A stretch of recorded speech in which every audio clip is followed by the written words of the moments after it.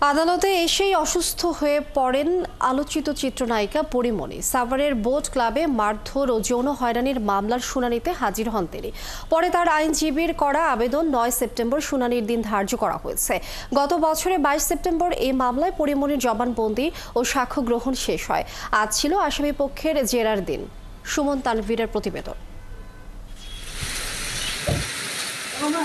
সাভারের বোট ক্লাবে মারধর ও যৌন হয়রানির অভিযোগে ২০২১ সালের ১৪ জুন ব্যবসায়ী নাসির উদ্দিন মাহমুদ ও তুহিন সিদ্দিকী অমিসহ ৩ জনের বিরুদ্ধে শ্লীলতাহানির অভিযোগে একটি মামলা করেন চিত্রনায়িকা পরীমনি।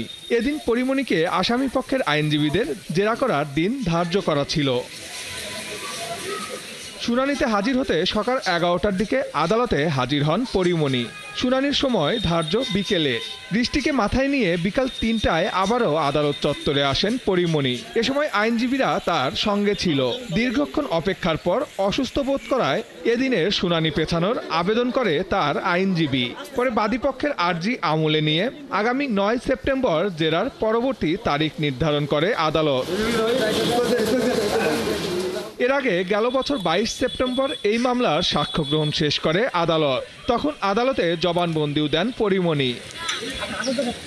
২০২১ সালের ৮ জুন সাভারের বোট ক্লাবে ব্যবসায়ী নাসির উদ্দিন ও তার বন্ধুদের দ্বারা পরীমনি হেনস্থার শিকার হন বলে অভিযোগ করেন। পরে তার মামলায় গ্রেপ্তার হন অভিযুক্তরা। সুমন তানভীর, ৭১, ঢাকা।